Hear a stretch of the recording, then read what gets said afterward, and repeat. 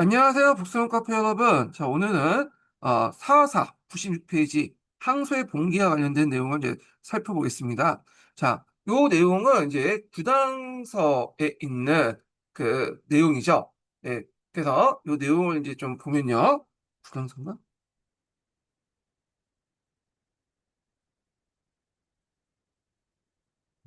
신당서죠.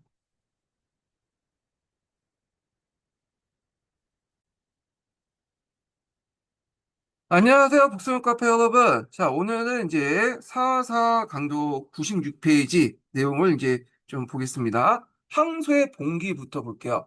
자, 요 내용은 그 구당서에 실려 있는 내용이죠. 일단 이 사료의 이제 시대적 배경을 보면요. 9세기 후반때, 그 의종과 시종시기죠. 지배층의 이제 내분 같은 것들이 이제 일어났고, 그래서 그 당시 이제 번진 지방의 이제 할거라든지 중앙에서 한간의 특세, 격렬한 당쟁 이런 것들로 해서 국정이 극도 문란했다는 거. 그 다음에 계속된 기근이나 가중한 세금 부담 등으로 농민 생활 피폐한 등 사회 경제적인 모순이 심화됐다는 거. 그래서 이제 항소의 난 이전부터 그 당시 병사들과 농민 계층의 봉기가 일어났고요. 그 중에 이제 제일 큰 난이 이 항소의 난이죠. 자, 그러면 그 사료 내용을 이제 보겠습니다. 자, 첫 부분에는 이제 항소라는 사람이 어떤 사람인가에 대해서 이제 그 얘기를 하고 있죠. 그래서 항소는 조주 원군 사람으로 소금 밀매업을 통해서 부를 축적했고 의종 그 함통 말년에 기근이 계속되니까 시종 건부 2년, 875년이죠. 그래서 그때 왕성지와 함께 그 호응해서 수천 명 이끌고 세력을 키웠다. 이렇게 이제 보시면 되겠습니다. 자, 근데 이제 왕성지의 사후에 그 장당을 이제 흡수해가지고 그 당시 이제 충전대장군이라고 이제 그 칭하면서 그 연호를 이제 사용했고요. 왕패라는 연호를 사용했다고 되어 있죠. 자, 그 다음에 하남, 산남, 해남 등지에 약탈을 하고 다녔다. 그래서 이제 남부 지역으로 이제 뭐냐면 이동을 해서 절동, 강서, 건주 등지에 이제 뭐냐면 휩쓰고 다녔는데 자, 이 남부 지역으로 이동한 게 상당히 그 당나라에게 큰 충격을 줬던 게 뭐냐면 당나라가 안사에 난 이후에도 계속 이제 권력 유지할 수 있었던 게 뭐냐면 이 강남 지역을 당나라가 장악을 하고 있었거든요. 근데 요 강남 지역을 휩쓰고 다니면서 그 당시 이제 강남 지역의 이제 당나라 통치권을 일종의 말소시켰죠. 자, 그러다 보니까 상당히 타격을 줬고 자, 더 나가서 이제 그 장안까지 함락하고 황제로 즉위를 하게 되죠. 그래서 이제 태국정에 올라서 이제 황왕이라고 불렸고 스스로 이제 황제에 즉위하면서 국호를 대제라했다. 요 내용들이 이제 요게 있죠. 대제를 이제 했다는 거. 자, 그다음에 이제 시종 중앙 3년에 당나라군의 패해서 결국에는 이제 그 장안에서 도주해서 여러 번진 군대가 장안을 약탈하고 대명국 등 주요 궁궐들 불지어서 그 당시 한원조만 남고 다 불타 없어졌다. 이렇게 내용 있죠. 그래서 그 폐해가 안사의 나 토본의 침입 때보다 더 심각하다. 요 내용도 있습니다. 자, 그래서 요 내용이 있고요. 그러면 요걸 통해서 이제 알 수 있는 게 뭐냐면 그 내용을 이제 좀 볼게요. 자, 여기에서 이제 10년간 지속된 이 항소의 나눔에서 당나라 영토 대부분이 전쟁터 편하고 막대한 인명 및 재산 피해를 발생시켰다는 거. 특히 이제 앞에서 말한 것처럼 이 강남 지역이 상당히 초토화됐죠. 예. 그래서 당시 당나라의 어떤 이제 그 재정적 중요한 기반이었던 당나라 그 생명선이었던 이 강남 지역이 초토화됐고, 그래서 이제 항소의 난 이후에 당황조가 이제 뭐냐면 이렇게 이제 무너졌던 것이 강남을 이제 상실했기 때문이죠. 강남의 통제력을. 그리고 이 난을 계기로 해갖고 오히려 번진 세력이 더 강화되고 군부화됐다. 그래서 이제 이때 난을 진압하는 과정에서 각진 번진들이 힘을 합해서 이제 더 강해졌고, 이들은 이제 사실상 독립적인 군벌 세력으로 더 성장하는 계기가 됐고요. 그 중에 대표적인 이제 번진 세력이 주정춘이라는 사람이죠. 근데 이 주정춘이라는 사람은 원래 항소의 부하 장군이었다가 나중에 이제 당나라 정부에 투항을 해갖고 항소의 난을 물리는 데 큰 공을 냈거든요. 그래서 원래 이름은 주온이라는 사람인데, 당나라 정부에서 이 사람에게, 이제 당나라 정부에 무조건 충성해라. 그래서 주정춘이라는 이름을 이제 선사했는데, 이 사람이 이제 나중에 당나라를 오히려 무너뜨리죠. 네, 멸망을 시키고 후량이라는 나라를 세우죠. 자, 그 다음에 또 그 사료에서 볼 수 있듯이 그 장안의 어떤 상징적 몰락, 그러니까 수도 장안이 대명국 등 이제 항공들이 대대적으로 손실로 해서 당나라의 운명이 다했다는 걸 이제 보여주고 있다는 거죠. 그 사료 속에서. 자, 그래서 요 내용들 이제 있고요. 그 내용을 보겠습니다. 자, 당나라 후기에는 일부 번진들이 지방의 반독립적인 세력을 형성했으며 중앙에는 한간의 득세와 당쟁의 격화로 몸살을 앓았다. 그러나 이제 이러한 지배층의 내부의 문제와 달리 9세기 중엽부터 병사들과 농민계층의 이제 봉기가 있죠. 구보의 난, 뭐 이런 것도 이제 대표적인 난인데, 자, 이 가운데 가장 큰 영향을 미치는 이른바 항소의 난이다. 그래서 그 상동성 지역에 시작된 이 난은 10년 가까이 당나라의 전역을 휩쓸었는데 특히 안사의 나라 전략을 피했던 결정적 장강 이남 지역을 까지 초토화시키고 말았다. 그래서 당시 신흥 발전 지역으로서 국가 재정의 중요 기반이었던 이 지역의 파괴는 꼭 당조의 생명이 끊어졌다는 걸 의미한다. 그리고 그 장안 궁궐의 소실 기록은 이러한 당나라 운명의 상징적으로 보여주고 있다. 이렇게 이제 보시면 되겠습니다. 자, 그래서 요걸 계기로 해갖고 이제 항소의 난을 계기로 해서 이제 군벌들이 활보를 했고 결국 당나라가 멸망을 했고요. 그리고 50년간의 5대 십국의 분열 시대에 를 맞게 되죠. 예. 자, 그다음에 이제 다음에 보면 이제 시가 나오는데요. 이제 시는 이제 뭐냐 사회적인 어떤 정치적 배경을 깔고 이 시대를 이제 지은 것 같은데, 자, 이게 이제 누구냐면 유운 그 유우석이라는 시인이에요. 예. 그래서 이제 여기에 보면 이제 그 어떤 시에 어떤 이제 사회상이나 정치 상황을 담고 있다. 이렇게 이제 보시면 될 텐데, 자, 이게 되게 은유적이에요. 예. 자, 하여튼 여기 보면 이때가 이제 유은석이 살았던 시기가 8세기 말에서 9세기 중반 때, 요때거든요. 요때는 이제 점점 이제 문벌 귀족들이 점점 쇠퇴하기 시작해요. 특히 안사의 난 이후에 그 새롭게 신흥 지주 계층들, 나중에 형세호 계층이라고 하잖아요. 그런 세력들이 이제 뭐냐면 등장을 하기 시작하죠. 예. 그 다음에 또 그 당나라 후기 때는 이런 이제 형세호 계층 중에 과거의 극주에서 활약한 인물들이 많아지게 되거든요. 그래서 이제 이 과정에서 이제 당쟁이 나는데 가교 합격자 중심의 우승여 우당과 명문 귀족 출신의 이동유 당이 싸우죠. 이 당이. 그래서 이제 결국에는 우당의 승리로 기굴을 해서 문벌 귀족화 세력이 귀족의 영향이 약화됐다라고 이제 보고 있어요. 자, 그래서 이 우위당쟁 관련된 내용, 그 우위당쟁 배경 관련된 내용은 제가 예전에 이제 그 기본 강의 시간 때 또는 그 서브노트 강의 등등 해갖고 이게 얘기를 했으니까 그 강의 내용을 좀 참조해 주시고요. 그래서 이 당나라 말기 때는 점점 이제 세습적 문벌귀족, 이때 이제 세습적 문벌귀족이라는 건 상동귀족 같은 그 세력들이죠. 그래서 세력에서 개인의 능력과 시험을 통해서 단직에 진출하는 새로운 질서 점차 이행되는 시기였다. 물론 송나라에 비해서 이 뭐냐면 완전하진 않았죠. 가독이라고 이해를 해주시면 될 것 같아요. 그래서 우리가 이제 당나라 과거제도를 보면 귀족제 큰 틀 속에서 운영한다 이렇게 있는데 이거는 이제 당나라가 이제 어느 정도 성숙했던 당나라 중기 때를 모델을 한 거고 실질적으로 당나라 후기 때 들어가면 이것이 좀 흔들기 시작하면서 새로운 계층들이 각오를 통해서 조금씩 들어왔다. 이렇게 이제 이해해 주시면 되고 그 과정에서 이제 우위 당쟁이 일어났다. 이렇게 보시면 되겠습니다. 또 한의종 같은 경우에는 이제 과거제도 외에도 어떤 걸 들고 있냐면 그 당시 문관 출신자들이 절도사도 많이 파견됐잖아요. 예. 그래서 이제 그들이 이제 거기에 일을 하면서 거기에 그 지역의 지식인들 교류를 하게 되고 이들이 대개 보면 신흥 지주층들이거든요. 그래서 이들이 이제 중앙으로 올라갈 때 그들을 데리고 와갖고 이제 중앙 간직에 입문시키게 되는데 이 과정에서 이제 우위 당쟁이 있었다. 물론 입문할 때도 이제 과거를 통해서 입문했다. 이렇게 이제 보시면 될 텐데요. 자, 그래서 이제 이런 시대적 배경을 깔고 이 시대를 해석할 필요가 있다. 이렇게 한 거죠. 자, 그러면 이제 요 시의 내용을 이제 좀 보는데 제가 이제 그 문학을 전공한 사람이 아니기 때문에 대충 이제 그냥 사회적 배경만 깔고 좀 보겠습니다. 자, 여기 보면 주자교 곁에는 들꽃이 피어 있고 이렇게 있죠. 요거는 이제 과거의 화려함에 대비하는 현재의 어떤 황홀함을 이제 볼 수 있고요. 그다음 오이양 입구에는 성향이 굳건네 이렇게 있는데 지나간 시대의 몰락한 분위기를 이제 볼 수 있다. 여기 이제 주작교가 어떻고 오희양이 어떻다는 거는 그 밑에 있으니까 한번 읽어보시고요. 자, 그 다음에 예전에 왕씨와 사씨 집에 살던 제비.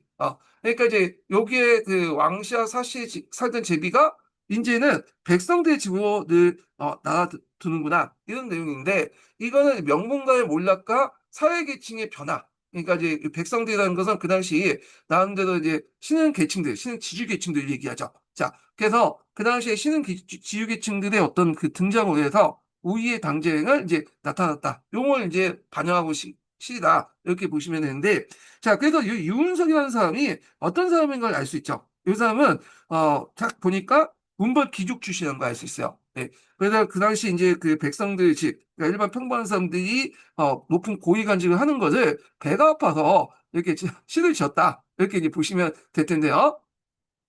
자, 그리고 시를 짓는 것 자체가 그 당시에 이제 귀족들의 어떤 특권이었죠. 왜냐하면 사륙 병련체에 입각한 시 자체가 상당히 놀고 먹는 사람들이 지을 수 있잖아요. 그걸 익히는데 상당히 어렵고 그러다 보니까 시를 지었다는 것 자체가 그 출신 자체가 90%가 그냥 문벌 귀족이었다. 이렇게 보시면 되겠습니다. 자, 그래서 이제 요 내용을 이제 좀 볼 텐데요. 요 문학 작품에 반영되어 있는 그 내용이 뭐냐, 그 사회 배경을 이제 그 밑에 있죠. 예. 자, 여기 보면 이제 순화 이후에 개인의 능력을 중시하는 각오제도의 실시의 결과 남북조 시대에 대해 반성했던 문벌들이 점차 세력되었다. 근데 요거는 좀 약간 단축한 것 같아요. 왜냐하면 이때 이제 문벌들조차도 우리가 이제 문벌이라고 하면 이제 두 가지 문벌 있잖아요. 당나라 때 우리가 이제 강릉 집단과 그다음에 저쪽 상동 지역에 있는 이제 그 문벌 귀족도 있는데 오히려 상동 등의 그 상동 지역에 있었던 문벌 귀족들은 오히려 각오를 통해서 이제 단지에 진출했잖아요. 근데 이제 요거는 이제 이렇게 해서 뭐 점진적인 그 변화상이니까 그러니까 이제 당나라 후기까지 고려해갖고 그 옆에 얘기하는데 일단은 이제 문벌들 중에 일부는 이제 뭐냐 각오제도를 승격해 들어갔지만 당나라 후기 때 상황에 대해서 이제 염두에 두고 얘기한 것 같아요. 크게 넓게 볼 때는 문벌들이 쇠퇴했다. 뭐 이런 식으로 이제 해석을 하시면 될 것 같고 안사인환의 초래한 혼란과 그뒤 지주계층의 성장은 인하 형상을 가속화시켰고요. 그래서 그 당시에 이제 이 지주계층들, 그래서 이 문벌 귀족들이 이제 대부분 중앙으로 올라갔죠. 그래서 이 지방 빈자리를 이 신흥 지주계층들이 뭐냐면 메꾸게 됐는데 이미 그들의 기대한 기록은 뭐냐면 측천부후 때부터 등장해요. 예, 그 안사에난 이전부터. 그리고 나중에 간호 정책 같은 경우에도 그 주 타겟이 이 지주계층을 이제 가지고 있는 응립된 호하고 그 토지를 이제 뭐냐면 검색을 그 찾아내서 세금을 부과하려고 했던 거죠. 근데 이런 것들이 안사에난 때 더 가속화됐다. 이렇게 보시면 됐습니다. 그래서 당나라 후기 때는 평범한 집안 출신으로서 가구에 급제해서 큰 활약을 한 인물들이 적지 않았는데 그것이 이제 우수녀를 중시한 뭉친 가구학자들이 합격자들이 이덕유와 같은 원문 출신의 이제 관료들과 대입할 만큼 성장한 것이 그 대표 예이다. 이게 이제 당나라 말기 때 일어난 우위 당쟁의 어떤 배경이죠. 자, 결국에는 이제 이들 사이의 대립은 결국 우당의 승리로 끝나게 되었다. 그래서 당나라 후기 때 쓰인 이 시는 이런 사회적 변화상을 문학적으로 잘 형상화시켜 놓다. 이렇게 이제 보시면 되겠습니다. 그래서 이제 요 시에 담고 있는 사회적 의미, 명문기조의 몰락과 평민층의 부상, 그리고 또 화려했던 가골 대비해서 현재 풍경을 통해 건세와 부귀영화의 더소성 이런 것들 있죠. 자, 그런 것들은 좀 기억을 해두시면 되고요. 자, 요거는 이제 그 문학상적 의미도 되게 강한데 이게 상당히 당나라 해골시의 대표적인 장소라고 시라고 이제 보고 있거든요. 그래서 강견한 언어와 성명한 이미지를 통해서 시대의 변화와 우상함을 함축적으로 표현해서 표현한 높은 예술적 성취를 보여주고 있다. 이렇게 이제 보시면 되겠습니다. 자, 그래서 뭐 이렇게 있고 그 다음에 넘어가서요. 자, 중소지주의 생활상을 이제 보겠습니다. 그러니까 이거는 이제 육구몽이라는 사람이 쓴 당보리 선생 문집에 실려 있는 보리 선생전에 나와 있는 거야. 자, 이 보리 선생이라는 사람은 누굴 의미하냐? 요거는 본인이죠. 육구몽이라는 사람이 본인을 얘기해요. 그래서 이제 그 육구몽이 생활상과 그 내용들을 적고 있어요. 예. 그러면 이제 그 시대적 배경을 보겠습니다.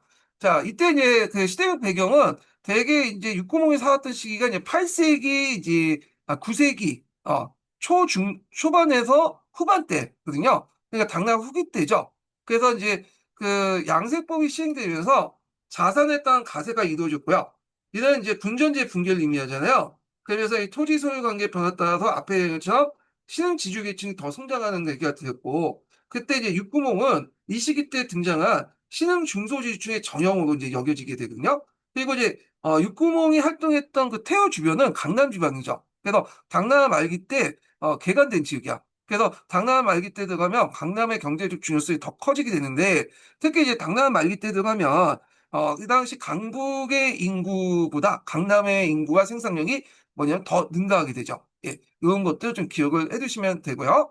그래서 이 당시에 상황을 보면 앞에서 얘기한 것처럼 과거에 이제 세습적인 문벌 기조의 영향이 약화되고, 그다음 신흥 지주 계층들이 이제 사회 주역으로 부상되는 가도기식이 있다. 그러니까 이제 이 신흥 지주층들이 이제 후대에 형세호라고 부르는 상대 형세호 계층으로 등장했다. 이렇게 이제 보시면 되겠습니다. 자, 그러면 이제 여기에 그 내용을 좀 볼게요. 이 내용이 상당히 이제 주주주주 자기 얘기를 쭉 듣고 있는데 좀 이제 요약해서 보면요.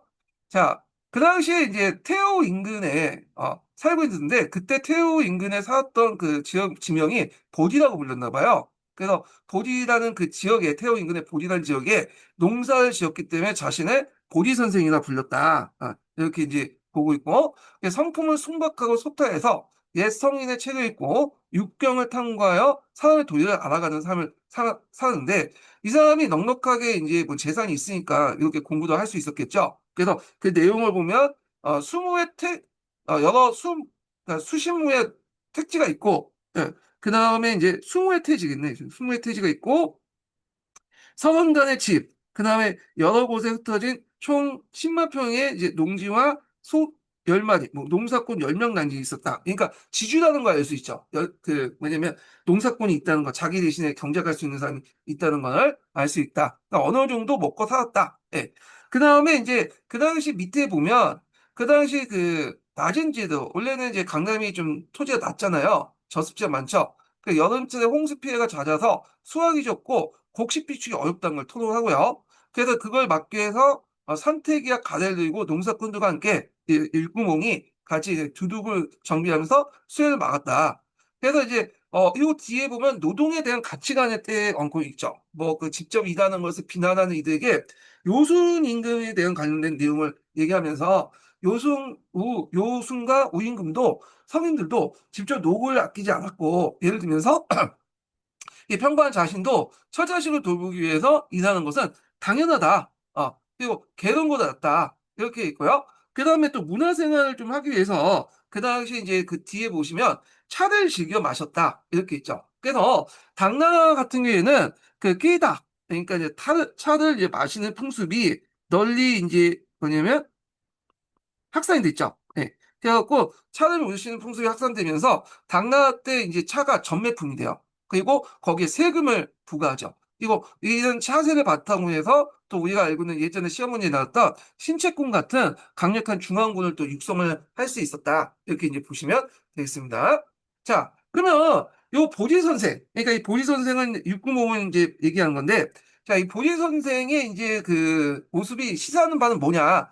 이 당시 신흥 지주계층들, 그러니까 뒤에 형세호라고 부르는 신흥 지주계층들의 특징들을 볼 수 있죠. 그래서 상당 규모의 토지와 노동력을 소유하고 있었던 것, 농사꾼을 이제 10명 정도를 소유하고 있었잖아요. 그 다음에 기존의 특권적 대지주와 달리 이런 중소지주죠. 직접 자기가 농경에 참여하고 농업기술에 관심을 가졌다는 거. 예. 그래서 이런 것들은 육구공이 쓴 내사경이라는 그 농기구 관련 저서에도 남기는데 이 사람이 직접 농사를 짓고 했기 때문에 그 농기구 관련된 기록도 이제 남길 수 있었던 거잖아요. 또 그들은 또 뭐냐면 상당히 교양을 가지고 있었다. 그리고 차 생활 같은 문학적 취향을 가지고 있었다. 그리고 이제 또 자연재해에 굴하지도 않고 직접 노동에 참여하여 문제 해결하는 어떤 적극적인 자세를 보였다. 그러니까 실용적이고 적극적인 삶의 태도를 볼 수 있고요. 그리고 선현의 가르침에 따라서 농업 생산이라는 현실적인 경제 활동에 되게 충실한 모습을 통해 이상과 현실을 조화시키는 지식의 일면을 또 보여주고 있다라고 이제 보고 있죠. 자, 그러면 이제 관련된 내용들을 이제 밑에 내용을 보겠습니다. 자, 육구멍은 과거에 급제하지 못하고 정규 관료가 될 수 없었으나 많은 시와 문장을 남겼다. 자신의 생활상을 그린 이글 위하면 당시 활발했던 개간되기 시작했던 태우 주변, 아까 강남 지역이죠. 예, 태우 주변에 상당한 규모의 경작지를 가진 육구멍 이렇게 있는데 대개 이제 이런 경작지들은 보통 우전이나 리전이라고 부르죠. 그래서 당 말기 때부터 송나라 때까지 보통 농업혁명이 일어나잖아요. 그래서 강남에서 이제 이 우전이라든지 리전 같은 이런 이제 토지가 만들어지기 시작해요. 주로 이제 저습지에서 만들어져서 호수나 이런 데 이게 뭐냐면 그 이렇게 뚝을 쌓고 거기에 있는 물을 이용해 가지고 농사를 짓는 방법이 우전이나 위전인데 이런 것들이 이제 당나라 말기 때에서 송나라 때 이렇게 만들어졌다. 요거는 이제 그 우리가 읽고 있는 신동계라든지 한유리에 나와 있죠. 자, 하여튼 육구몽은 농사꾼도 여러 권한 지주였던 걸 보인다.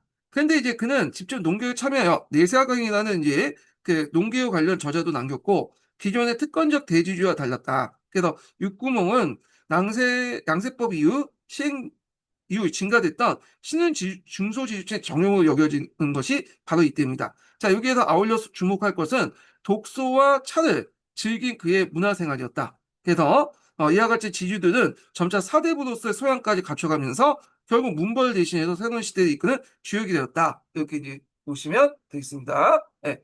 그래서 이제 이런 육구몽의 어떤 개인적 삶을 통해서 당시의 당나라국의 특정식의 사회변동과 새로운 인간형의 추전이라는 거시적 역사적 흐름을 읽을 수 있다는 거. 그리고 이제 이런 자료들은 그 당시 농촌 사회와 경제 생활을 연구하는 중요한 자료가 되죠. 태어 주변의 지역의 농업 경영, 수리 문제, 그다음 지주와 농사꾼의 관계, 그다음에 지식인의 경제 활동 등 이런 농촌의 경제 생활의 일면을 보여줄 수 있는 사육 가치가 상당히 높은 자료다. 이렇게 이제 보시면 되겠습니다. 자, 그다음에 이제 또 볼 게 뭐냐면 장안. 그러니까 이제 수나라 때는 이제 장안이라고 하지 않고 대흥성이라고 했죠. 이게 대흥성과 관련된 내용 보겠습니다. 원래 이 수나라 때 이게 대흥성이라고 했다가 이게 당나라 때 장안이라고 이름이 이제 바뀌어요. 예. 그래서 한나라 때 장안성하고 이 당나라 때 장안성이 약간 좀 위치가 다르긴 하지만 그 부근이야. 분지 부근이죠. 자, 그래서 이제 이 장안 관련된 내용이 있는데 여기는 나청양이라는 사람 여대방이나의 그 유평 장항지에 이제 실려 있는 내용이에요. 여기 이제 나왔죠. 나청양. 그다음에 이제 여대방이라고 또 부르긴 하는데 하여튼 이거는 승하 도성제도에 대한 글을 이제 싣고 있거든요. 예. 그래서 이제 그 내용들을 이제 좀 보면요. 이 승하 대흥선을 건설할 때는 상당히 이제 보면 계획 도시의 면모를 보였다는 걸 나오죠. 그래서 이제 고대 성왕의 법을 그대로 따르지 못했으나 도성안에 가로로 바둑판처럼 뻔듯하게 구획을 했다. 이렇게 이제 볼 수 있듯이 상당히 계획 도시적인 어떤 모습을 띠고 있는데 이때 이제 뭘 바탕으로 했냐? 주대를 바탕으로 해요. 주대에 그 도시 구역 있죠. 낙양이라든지 호경이라든지 이런 걸 바탕으로 이제 했다. 이렇게 보시면 될 거고요. 그 다음에 또 수당 시대 때 도시 구조는 그 보통 우리가 시방제라고 하는 거 있죠. 시방제. 그래서 방을 쌓았다. 그래서 이제 이렇게 해서 항성이 있고 주작대로가 있고 중간에 이제 방들이 있죠.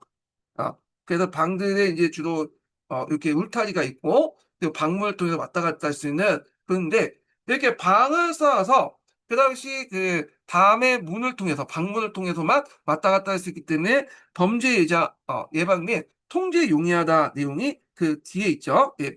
자, 그래서 또 조정 및 간청 건물과 백성들 거주지 또 시장 구역을 따로 뒀어요. 그래서 장안 같은 경우에는 시장 구역을 이제 따로둬서 동시, 서시 이렇게 이제 있잖아요. 그냥 시장 구역을 서로 섞이지 않게 배치한 것은 상당히 탁월한 제도다. 이렇게 이제 평가를 하고 있죠. 여기 지금 보시면. 예. 자, 그 다음에 당나라가 이제 그대로 계승했다. 그래서 이제 수나라의 대응성을 이제 뭐냐면 이름을 고쳐서 장항성이라고 하고 그래서 당나라가 이걸 이제 뭐냐면 고치지 않고 그대로 사용했다. 그래서 수나라의 도성 건설이 상당히 공이 컸음을 뭐냐 보여주고 있다. 뭐 이렇게 이제 볼 수가 있습니다. 자, 그다음에 여기에 나와 있는 의미가 뭐냐? 자, 역사적 의미를 좀 볼 텐데. 자, 여기에서 이제 강력한 중앙 항제권과 중앙집권을 통치를 하고 있다는 걸 볼 수 있죠.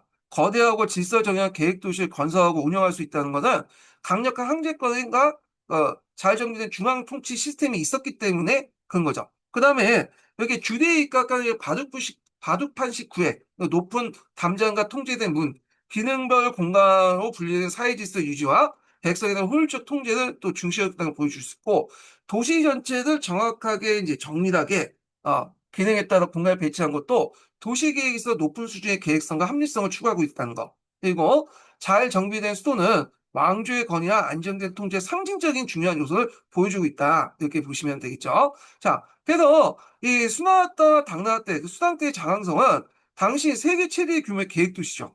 그리고 인구가 100만이 넘었고요. 예전에 이와 관련된 문제가 시험문에 나왔죠. 그러니까 8세기 기준으로 인구 100만이 넘는 도시가 세 개가 있었나? 네, 콘스탄티노프는 50만 정도 되니까 어떤 책에는 100만 돼 있는데 하여튼 제거 들고 바그다드하고 그 다음에 이제 장안이잖아요.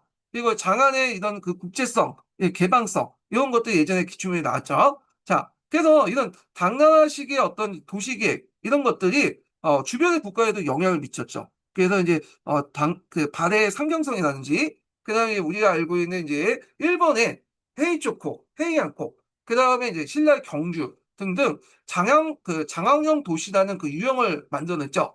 그래서 이런 장항사의 웅장함과 질서 정연함은 수당 제국의 강력한 국력과 높은 문화적 수준을 뭐냐면 가시하는 상징물이었다. 이렇게 보시면 되고요. 그리고 이제 당나라 도시 구조의 특징 중에 방리제라든지 그다음 시방제라든지 그다음에 이제 야간 통행 금지 등등 있어요. 요거는 이제 뭐와도 비교해 볼 수 있느냐면 그 당시 이제 송나라 때 도시 구조하고 좀 비교할 수 있는데 당나라 같은 경우에 이렇게 계획적이고 통제적인 성격이 있는데 반해서 송나라는 좀 그 문화적 성격에 맞지 않게 좀 송나라 문화하면 이제 국수적이고 민족적이잖아요. 근데 도시 운영은 상당히 개방적이었어요. 시방제가 무너지고 그다음에 도시 곳곳에 시장도 만들 수 있고 그래서 이제 있는데 당나라와 송나라의 때 도시 운영 계획도 예전에 한번 시험 문제 나왔으니까 그 관련된 내용도 이제 파악을 해두시면 되겠습니다. 그래서 송나라 도시 구조와 당나라 도시 구조의 특징들과 이제 비교해서 한번 같이 연관시켜서 공부를 해두시는 것도 좋을 것 같습니다. 자, 그 다음에 이제 여기 보겠습니다. 송대에는 그 당시 여대방이 장화사를 그리면서 쓴 이 글은 그 당시 이제 수나라와 당나라 도읍지의 모습을 잘 보여주고 있다. 자, 이러한 이제 격자형 도시는 상당한 기술력과 나름의 철학적 이념 위에서 건축되었고, 당시 동아시아 각국은 이들 도시계획을 모범으로 삼았다. 그러나 이처럼 질서정연하게 구획되고 배치된 공간에서 생활하던 일반민의 삶에서는 많은 제약이 따를 수 없었다. 따라서 당나라 후기가 되면 민간인들이 가도를 침범하고 방해 담이 사라지면서 장안이 좀 더 자유로운 일상 공간이 갖게 되었다. 그래서 송나라와 관련되는 건데 요 당나라 후기 때는 당에서 송으로 넘어가는 그 중간기를 얘기하죠. 그래서 이런 도시 구조의 변화랑 관련된 내용은 신동기에 자세히 적혀 있으니까 그거 이제 참조해 주시는 것도 좋을 것 같습니다. 자, 그 다음에 요게 이제 다음 이제 사료는 뭐와 관련된 사료냐면 그 당시 이제 그 송민구가 쓴 당대 조정지에서 썰려 있는 그 사료죠. 그래서 당태종 때 그 조서 내용이에요. 그래서 뭐 도사 여간 재승 니지 상조라는 건데 그 이제 쉽게 말하면 도사와 여간을 승리 위에 두도록 하는 거야. 그러니까 이제 이 말은 그 당시 이제 그 불교보다 도교를 더 우선시 여긴다. 이렇게 이제 보는 그 당나라 태종의 조서 내용이죠. 자, 그러면 이제 이 시대적 배경을 보면요. 이거는 당나라 정간 11년, 그러니까 당나라 초기 때죠. 637년.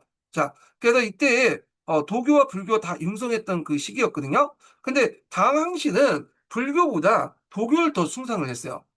그래서 당나라 공식적 입장은 도교와 불교를 모두 존중한다고 하지만 도교에 더 방점을 뒀죠. 그래서 왜냐하면 항시의 뿌리가 노자에게 있다. 왜냐하면 노자 이름이 이이예요. 노자는 이제 성인들에게 붙인 종칭이고요. 원래 이름이 이이인데 이 이가 이제 농서 이씨 출신이죠. 그리고 당나라도 농서 이씨 집안이죠. 그러다 보니까 우리 조상이다. 그래서 원칙적으로 도교를 더 중요시했다. 그래서 이 왕조의 정통성을 강화를 이 도교의 노자와 연결시켜서 이제 뭐냐면 하려고 했다. 이렇게 이제 보시면 되고요. 근데 이 당황시 도교를 숭상해도 실제로 전반적으로 볼 때는 상교가 공존하고 있었다. 그러니까 유교, 불교, 도교가 세 가르침에 큰 모순 없이 공존했던 시기다. 이렇게 보시면 되겠습니다. 또 상교 공존 분위기가 덤다 뿐만 아니라 게다가 당나라는 좀 국제적이고 개방적인 성격을 띠고 있잖아요. 그래서 외래 종교도 적극적으로 수용했죠. 예, 그래서 뭐 경고라든지 경고, 대진고를 말이죠. 대진경고 이런 것들 수용했다는 거. 자, 그런데 이제 당나라 후기 때 들어가면 약간 예외적으로 좀 불교를 탄압하는 그런 이제 형상이 나는데 이 무종 때 해창폐불 사건이 일어났죠. 산모 일종이 하나 있던 그 해창폐불인데 자, 이런 대대적 탄압도 있긴 했지만 전반적으로 볼 때는 이제 상교가 공존한 분위기였고 왕실은 이제 뭐냐면 독일을 더 중요시했다. 그래서 이제 요 내용들을 이제 좀 보시면 될 것 같고요. 그럼 내용을 이제 좀 보겠습니다. 자, 첫 부분을 보면요. 자, 태상노군. 태상노군이라는 사람은 누구냐면 노자죠, 노자. 여기 이거는 노자. 자, 태상노군의 이제 가르침은 청어에 있고 석가모니의 가르침은 인가에 있다. 그래서 이제 원인과 결과 뭐 이게 뭐냐면 우리가 그 업이라는 거죠. 네. 그래서 설명 방식은 다르나 세상을 이롭게 하는 것은 동일하다. 이렇게 이제 내용이 있고요. 자, 그다음에 또 그 다음 문제는 도교의 기원이 불교의 전례의 시기를 대조한 거죠. 자, 도교의 도는 천지개벽 이전부터 이제 뭐냐면 그 존재한 근원적인고 불교라는 건 여러분도 알다시피 서역의 성이에요. 서역은 인도죠. 인도의 성계에서 후한 때 들어와서 이제 뭐냐면 전래된 외래 사상이죠. 그래서 후한 때 비단길로 들어오게 됐죠. 근데 이제 요게 근래 이제 종교 풍조에 대해 비판을 하게 돼요. 이 내용을 보면 근래 사람들은 너무 이제 불교에 지나치게 빠져서 현세의 복을 구하고 내세를 두시한다. 그런 등이죠. 이로 인해 세속인들은 도교의 진리를 비웃고 기이한 것을 좋아하는 이들은 불교의 까다로움만 추구해야 된다. 이렇게 이제 비판하고요. 그래서 불교 경전이 도교의 진리나 중화 여러 가르침과 번성하게 된 것을 한탄적으로 얘기하고 그리고 나서 뭐냐면 다항실이 주나라의 주사였던 태상노궁 노자와 노자의 후예다. 이의 후예다. 이렇게 이제 얘기하고 왕조의 창성과 청하의 앙정 역시 도교의 상덕과 무의의 사상에 심입은 바다. 그래서 이제 도교의 결정, 그 조서의 이제 결정 내용들이 이제 쭉 여기 있죠. 자, 그래서 이러한 풍조를 바로잡고 도교를 위해서 교화를 펼쳐야 된다. 자, 이러한 풍조는 뭐겠어요? 이런 불교를 우선시한 거를 이게 바로잡고 도교를 더 중시해야 된다. 그래서 이제부터 의례 행사나 호칭에서 도교의 승려들, 그러니까 도사와 여관들 얘기하죠. 네, 이 도사와 여관들을 불교의 승리보다 더 우위에 둘 것이다. 이런 이제 조치를 공포했다. 이게 당태종 때 공포한 내용입니다. 자, 그래서 여기에서 시사한 내용을 보면 앞에서 얘기한 점 당황시 노자의 후임을 앞세워서 동일 숭상으로서 중국 고유의 정통에 기반한 왕조의 정통성을 강화하려고 했던 거고 황제가 국가 의례 등 특정 종교의 서열을 이렇게 정해주잖아요.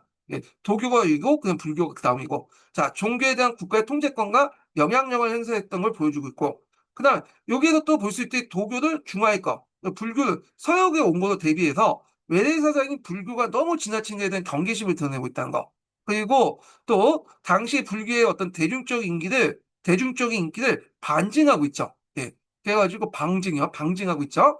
그래서 근년에 이어 더욱 불교에 빠져가다는 말체가 그걸 간접적으로 증거를 하고 있잖아요. 그래서 이제 방증하고 있다. 예, 이렇게 이제 보시면 되겠습니다. 그러니까 이것은 거꾸로 역설적으로 불교를 억압해야 할 만큼 불교가 대중적으로 큰 영향력을 가지고 있다는 걸 역설적으로 이제 뭐냐 보여주는 증거다. 이렇게 이제 보시면 되겠습니다. 자, 그러면 이 내용을 이제 볼게요.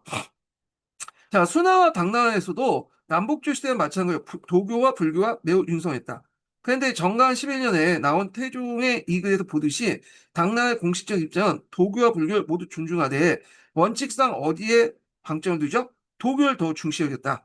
그래서 당나라 전기까지 이 두 종교는 물론 유교를 포함한 세 가르침은 대체로 보수 없이 공존하고 있었는데 현종 스스로 노자는 물론 금강 방야경, 호경의 주석까지 쓰고 했던 점은 이런 사회적 분위기를 뭐냐면 반영하고 있다. 그래서 이제 그 당시에 지식인들, 그러니까 뭐 왕이나 그 다음에 일반 지식인들도 도교와 그 다음에 불교를 동시에 잘 알고 있었죠. 근데 이제 당나라 후기에 들면서 불교에 대한 배척 경향이 점점 강대해졌는데 배불의 중요장한 유학의 논리나 이게 이제 그 뒤에 좀 얘기한 한유나 유정원 같은 사람들 있어요. 예. 이 사람들이 그 당시 이제 유교가 좀 많이 죽었거든요. 그러면서 새로운 유교를 이제 제창을 하게 돼요. 그래서 종전의 혼밥적 유학이 아니라 새로운 유교, 성리학, 이학 이런 것들을 이제 제창을 하게 되죠. 예. 그래서 이제 이거는 이제 예전에 한번 시험 문제 나왔고 그거 관련된 내용은 제가 이제 관련된 강독 강의나 기본 강의 시간 때 좀 얘기했는데 그거 참조해 주시고요. 자, 거기에다 9세기 중엽에 또 정치 탄압도 겪게 되죠. 해창패분이라는. 그래서 해창패분은 무종 때 일어난 난이죠. 그래서 이제 무종 때 대규모 탄압을 받았다. 이렇게 이제 보시면 되겠습니다. 참고로 이때 당나라 때 종교는 당나라 때 불교는 어떤 특징이 있냐면 이미 이게 인도화된 불교가 아니에요. 인도 불교가 아니라 이런 중국화된 불교가 더 확산됐죠. 선종이라든지 정토종이라든지 이런 불교가 많이 확산됐다. 이렇게 이제 보시면 되겠습니다. 자, 그러다 이제 있고, 자, 여기 보면 이제 뒤에 당나라 여성의 삶 같은 게 있는데, 자, 여기 이제 내용들이 쭉 있는데 한번 이거 뭐 중요한 건 같진 않은데, 한번 읽어보시고, 요즘 뭐 여성사를 강조한다고 하니까 한번 읽어보세요. 근데 별로 이제 그렇게 볼 건 없을 것 같아요. 여기에서는 제 생각에는. 요거 이제 내용만 좀 볼게요. 요거 보기 전에, 인증번호 하나 알려드리겠습니다. 인증번호는 57번입니다. 인증번호 57번이에요.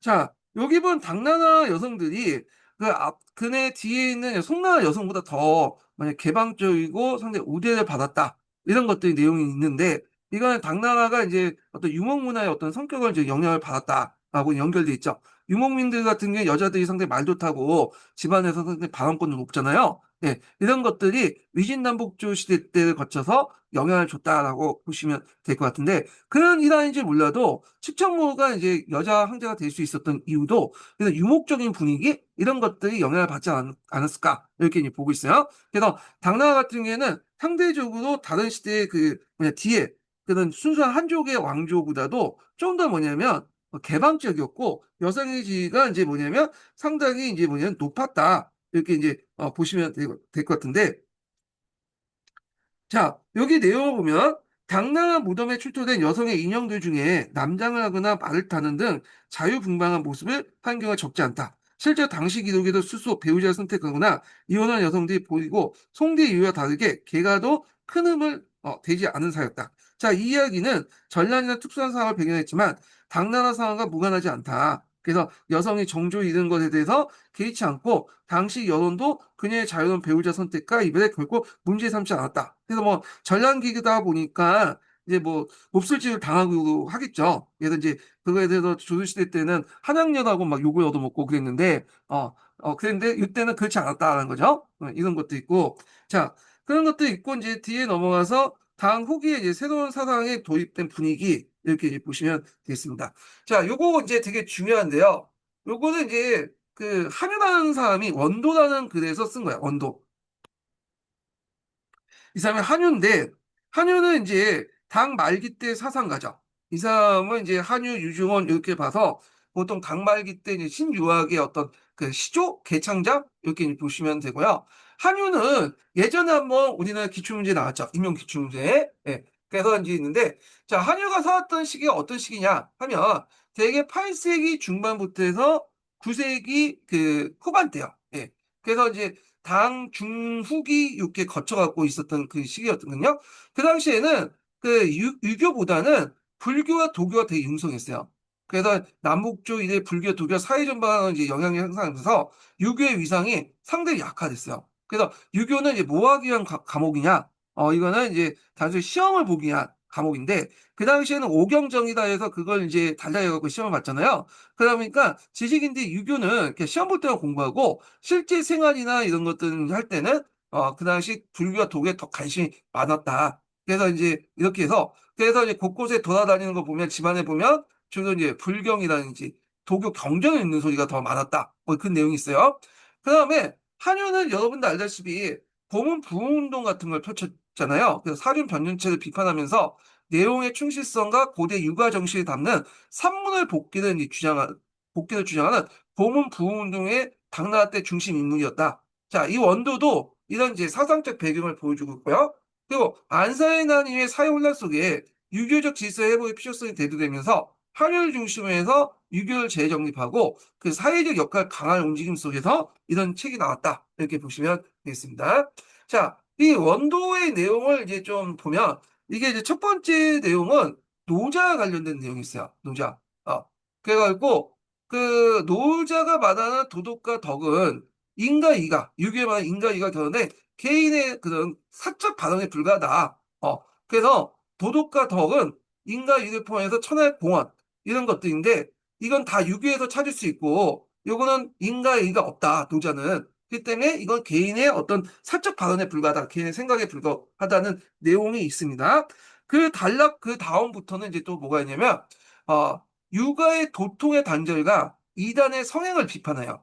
그래서 이제 준하나의 도가 쇠퇴하자 공자사호, 진의 분서, 한의 항로사상, 진나의 수나가의 불교의 흥승으로 육아의 도가 단절됐다. 그러니까 공자 이후 이제 춘추 전국시대 이후부터는 이게 뭐냐면 그 육아의 전통이 단절됐고 그래서 이제 이 시기 사람들은 양주, 묵주 혹은 불교나 도교에 빠져서 육아의 참된 뜻을 벗어났다. 그러면서 이제 비판하면서 그 당시 육아의 실천 방법과 사회적 책임을 또 강조하죠. 그래서 이때 이제 인용한 것이 대학이죠. 대학. 보통 우리가 성리학은 사서를 강조한다고 했잖아요. 그래서 대학, 중용, 그 다음에 맹자, 논어. 네. 원래 대학과 중용은 여러분도 알다시피 얘기 한 편이죠. 얘기 한 편을 떼가지고 대학과 중용이라는 책을 나중에 주자가 만들어졌잖아요. 그래서 주자가 사설을 강조했는데 이게 주자뿐만 아니라 예전부터 이제 성리학적 마인드를 갖고 있는 이제 사람들도 대학을 강조했어요. 네. 그래서 이제 대학에 보면 그 내용에 보면 대학 내용을 이제 쭉 설명하고 있는데 자 건물지지 성의 정심 수시제가 치국 평천화 가정을 제시하면서 마음을 바르게 하고 그 다음에 뜻을 정성스럽게 하는 것이 천하 국가의 이바지한 걸 이제 위한 것이라고 주장하면서 그 당시 불교와 도교식 심성수양은 천하 국가를 외면하고 아버지를 여기지 않는 인류를 파괴한다고 비판을 하기 시작해요. 예. 그래서 이렇게 있고 그 다음에 이제 더 나가서 다음 장에 보면 육아의 도통을 관련된 내용이 있죠. 이 도는 어떤 도인가? 근데 여기에서 이제 말하는 도통, 그러니까 도의 흐름 이런 것들 도통론을 제시했는데 자 여기에서 이제 이 사람이 얘기한 도통이 이거예요. 요, 순, 우, 탐, 그 다음에 문왕, 그 다음에 무왕, 그 다음에 주공, 공자, 맹자 이렇게 있죠. 예. 근데 이 맹자 이후에 육의 도통이 뭐냐면 단절됐다는 거야. 그래서 이걸 순자나 양홍이라는 사람이 이거 어렴풋이 알고 있었다 이렇게 평가를 하고 있는데 이 말은 뭐예요? 육아라고 도통이 여기까지 단절됐다는 건 원시 유학이잖아. 그러니까 원시 유학 이후에 풍과학적 유학은 도통에 들어가 있지 않죠. 일종의 사이비 유학으로 이제 평가를 하고 있죠. 형과학적 유학은. 이거는 도통이 아니다. 이렇게 있는데, 자, 이런 이제 유교의 도통론가는 후에 이제 정호 정의형제의 도통론에 반영됐죠. 용과학은, 도통론을 보이지 않아. 그래서 다만 이제 거기에서 맹자에서 이제 이학, 정하고 이렇게 넘어가잖아요. 도통이. 자, 그래서 말미에는 이제 뭐와 관련된 내용이 있느냐? 말미 관련된 내용을 보면, 그래서 불교와 도교를 막고 금지해야 진정한 이제 뭐냐면 육아의 도가 펼칠 수 있다. 이렇게 이제 얘기를 하고 있고요.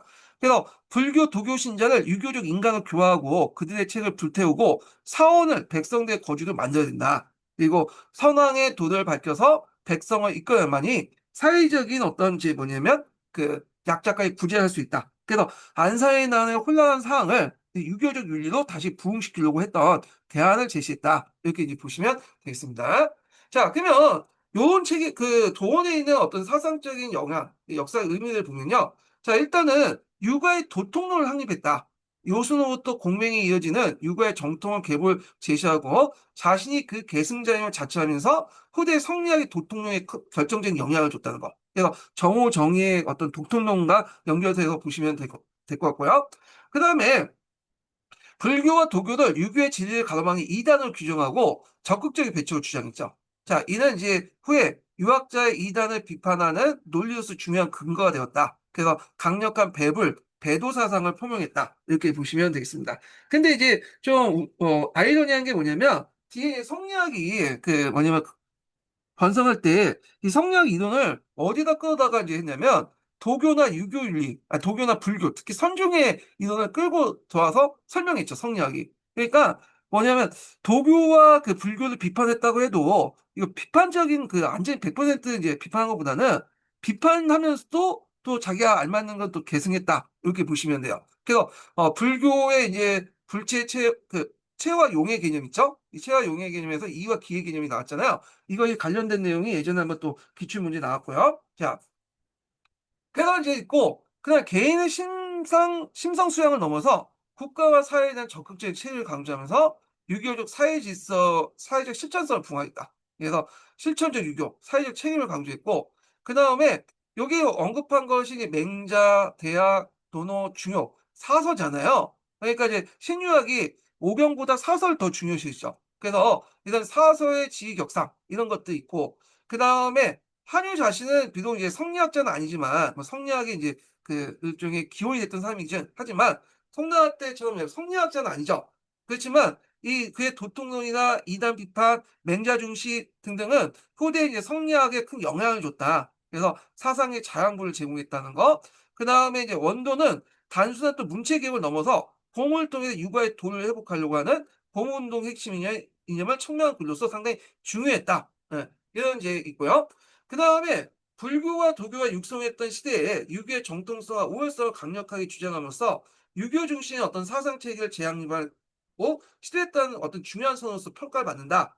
이렇게 이제 보시면 되겠습니다. 자, 그 다음에 이제 그 밑에 이제 관련된 내용이 이제 그 있는데 한번 읽어보겠습니다. 자, 당나라 후기에 남북조 시대에 유행했던 반려문 대신에 내용을 중시하는 고문호 대도가자는 경향이 뚜렷했는데 이게 이제 대표적인 게 그 당송 팔다가되지요. 자, 이러한 움직임을 주도한 한유는 보문장 속에 담긴 육아의 도를 강조하면서 도의 근원을 밝힌다 하는 이 글이 그의 사상에 잘 표현했다. 네. 그래서 한유는 여기에 당시 영향력 있던 도교, 불교와 달리 인과 위를 바탕한 유학의 이념을 분명히 제시했고 진나라 이후에 끊어진 도통의 새로운 계승을 주장하였다. 그래서 이제 이 진나라 이후에 이제 뭐냐 끊어진 도통을 새롭게 계승하겠자 이렇게 이제 한 것은 통고학을 무시했다. 이렇게 이제 얘는 도통이 아니다. 유교의 도가 들어가 있지 않다. 이런 거죠.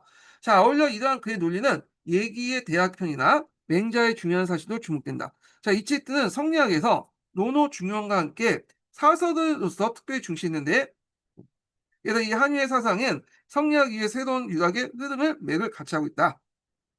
그래서 이 한유의 여러 가지 이제 그 앞에서 말하는 그런 도통론이라든지 등등 이런 것들은 후에 이제 송나라의 사상적인 모태가 되었다. 이렇게 이제 보시면 되겠습니다. 자, 그 다음에 이제 당나라 안의 신라인들 관련된 내용을 좀 볼게요. 자, 요게 이제 시대적 배경은 이제 이 책이 이제 어디에 실려 있냐면 그 예닌이 쓴 입당 고법 순례 행기에 있어요. 네, 여기. 그러니까 이제 예닝의 입당 고법 순례 행기와 관련된 내용인데 요게 이제 좀 기억을 해두실 필요 있어요. 예닝도 기억하고 입당 고법 순례 행기와도 관련돼 있는데 기억을 해두셔야 되는데 이 사람은 이제 어떤 사람이죠? 일본의 에서 온 승려죠. 네. 그래서 경당사의 일환으로 가서 이제 경당사 갈 때 같이 따라가서 중국에서 있다가 일본으로 돌아갔던 사람인데 이 사람이 중국에 가거나 중국에서 활동하는 과정에서 누구의 많은 도움을 받았냐면 장보고의 도움을 받았죠. 네. 그래서 장보고에 대한 기록이 되게 많아요. 그래서 장보고가 당나라 때 했던 행적들에 대한 기록이 요 애닌의 입당 고법 순례행기에 이제 적혀 있다. 이렇게 좀 보시면 되겠습니다. 그래서 이 사람의 이름과 서명, 책 이름을 좀 기억을 해두시면 되겠습니다. 자, 그러면 이제 이 사람이 썼던 그 시기가 어떤 시기냐? 대개 당나라 후기 때, 그러니까 839년 때죠. 그래서 당나라 이제 안사의 난의 세특에 접어들었던 그 시기였지만 아직까지도 동아시아의 문화 중심지로서 당나라의 위상이 높았기 때문에 국제교류가 이제 활발했고요. 그래서 일본 청태조의 승려 애니는 불법을 구하기 위해서 경당사 아이란으로 당나라를 건너가서 9년 동안 체류해서 순례를 했어요. 20년이 아니네요. 9년이네요. 제가 착각했어요. 그래서 그 일기였던 입당 부법 순례 행기가 당시 상황을 이제 전해준 기조한 자료였는데 거기에 보면 이제 앞에서 장보 관련된 내용이 있고 그다음에 신라인들에 관련된 내용이 있어요. 그래서 그때 신라에서는 그 신라인들이 뛰어난 해상 활동을 바탕으로 당나라 일본과 활발한 교류를 했고 또 그 많은 신라인들이 뭐 상업이나 종교, 유학 등 다양한 목적으로 당나라를 건너가 집단 거주, 신라방을 만들었죠. 그래서 독자적인 커뮤니티를 형성하고 이루고 있었다는 내용도 있죠. 그리고 요걸 이제 볼 때 당나라가 상당히 비교적 개방적인 사회 분위기 속에서 외국인들의 거주와 그들의 고유 문화를 유지를 용인하는 편이었다. 이런 이제 그것을 볼 수가 있고요. 자, 그러면 구체적인 내용을 보겠습니다. 자, 여기 이제 보면 그 나는이란 뜻은 애니닝을 얘기하죠. 애니닝을. 자, 그때 이제 애니의 기록을 보면 그 당시 일본 경당사 일행으로 이제 건너갔는데 배마다 5명에서 7명씩 총 60명의 신라인 선원이 있었나 봐요. 경당사에. 왜 이 신라인 선원을 고용했냐? 그거는 이들이 바닷길을 잘 아는 전문가였기 때문에 항해에 도움을 줬기 때문인 거죠. 그래서 항해 전문가로서 신라인의 모습을 이제 보여주고 있고요. 그다음에 이때 이제 일본에서부터 동행한 신라인 통역이었던 김정남이라는 사람을 이제 소개를 하고 있죠. 이렇게. 그다음에 이제 839년 그 당시 그 8월 기록에 보면요. 애닌이 머물렀던 당나라 상중의 한 절에서 신라인들이 8월 15일 한가할 때 명절을 쓰는 것을 목격하고요. 아마 8월 15일이면 이제 9월 달이겠죠. 이제 음력으로 하면. 예. 그러니까 이제 이렇게 있고 양력으로 하면 이제 그 9월 달로 좀 되겠죠. 자, 하여튼 수제비와 떡 등 보요 음식을 이제 마련했다. 예. 그 애니는 그 이 명절이 다른 나라에 없고 신라만 있는 독특한 풍습이라고 이제 기록을 하고 있어요. 그래서 이걸 왜 이런 그 풍습이 있냐 하니까 그 노승이 말하기를 신라가 과거 발해를 이기는 날을 기념해서 명절 삼고 사회 간의 음악과 춤을 즐기던 풍습으로 이어졌다. 이렇게 있는데 신라가 발해를 이겼던 날 이게 어떤 날이죠? 이게 없었죠. 원래는 신라가 발해하고 직접적인 충돌한 거는 없었잖아요. 요게 있는데 아마 이제 제가 이제 예전에 듣던 이제 그 역사를 찾아서 여기에서 해석을 보면 그러면 이게 원래는 없는 내용이잖아요. 오히려 신라가 원래 발해를 공격하다가 이게 발해에서 이제 공격하다 넘어가다가 그다음에 눈이 너무 많이 나와서 돌아왔다. 그런 내용이 있잖아요. 예. 그런데 이제 신라인들은 이걸 이제 집단 기억을 통해서 왜곡시켜서 이제 집단 기억을 했다. 그래서 그날 신라가 당나라 요청을 받고 발해와 같이 싸웠다. 그러니까 이제 신라와 당나라는 혈맹이다. 그런 이제 의식을 이제 가지고 살아야지만 또 그렇게 얘기해야지만 당나라 사람으로부터 이제 뭔가 호의를 이제 받을 수 있잖아. 당나라 사에서 사는데 상당한 여러 우대를 받을 수 있잖아요. 우리 같은 형제국이다 얘기하니까. 자, 이 때문에 아마 이게 집단 기억이 왜곡됐을 거다. 이게 잘못된 역사적 사실을 바탕한 집단 기억일 것이다. 이렇게 얘기를 하더라고요. 예, 하여튼 뭐 이렇게 있고. 자, 그래서 이제 이렇게 있고, 그 다음에 이제 절의 신라인들도 곡을 그리면서 명절을 세고 있다. 뭐 그런 내용이 있어요. 예. 자, 그 다음에 그 내용을 이제 보겠습니다. 어. 먼저 이걸 통해서 이제 애닌의 기록을 통해 시사한 바를 좀 볼게요. 자, 여기에서 볼 수 있듯이 신라인들이 상당히 뛰어난 항해 수요가 국제적인 역할을 하고 있다고 볼 수 있죠. 그래서 그다음 신라인들이 당시 동아시아 해상 교육 및 항해의 핵심적인 역할을 수행했음을 보여주고 있고 일본의 공식 사절단도 신라인의 전문성에 의존할 수 정도였다는 거. 그다음에 제당 신라인들의 어떤 사회 문화적 정체성을 유지할 수 있다는 거죠. 그래서 타국에서도 고유 명절, 추석을 세고 정통 음식을 나누는 등 신라인들 자신의 문화적 정체성을 강하게 유지하면서 공동체를 이뤘다는 걸 시사하고 있다는 거. 그리고 신라의 독자적 풍습에 대해서 보고 있죠. 예닌의 기록은 추석이 신라의 고유한 명절이었으며 당대 외국의 시각에서 증언하고 있으며 그 유래가 당시의 인식을 보여주고 있다. 그래서 발해와 전쟁의 승리 기원선인데 이건 앞에서 제가 얘기한 것처럼 실제 팩트는 아니에요. 앞에서 이제 했던 그 역사 사실을 좀 왜곡해서 기록하고 그렇게 이제 알고 있어야 하고 그렇게 말을 하고 다녀야지 당나라에서 신라인들이 편히 살 수 있기 때문에 우호적인 관계를 맺으면서 중국인하고 이렇게 얘기를 했다. 그런 가능성이 있다는 거죠. 자, 그다음에 이제 이걸 통해서 또 알 수 있는 것은 신라인의 선언, 통역, 그리고 당나라 내 신라의 사찰, 공동체의 존재 이런 것들은 당시 신라, 당나라, 일본 간의 인적, 물적, 문화적 교류가 매우 활발했다는 걸 이제 증명하는데 그때 이제 당나라 안에 신라인 사찰이 있다는 거, 신라원이라고 하죠. 그래서 신라원의 대표적인 게 뭐냐면 적산 벽화원이라는 게 있죠. 벽화원. 예, 당나라 그때 있을 때 장보가 세웠던 적산 덕하원이라는 게 대표적인 신라 사찰이고요.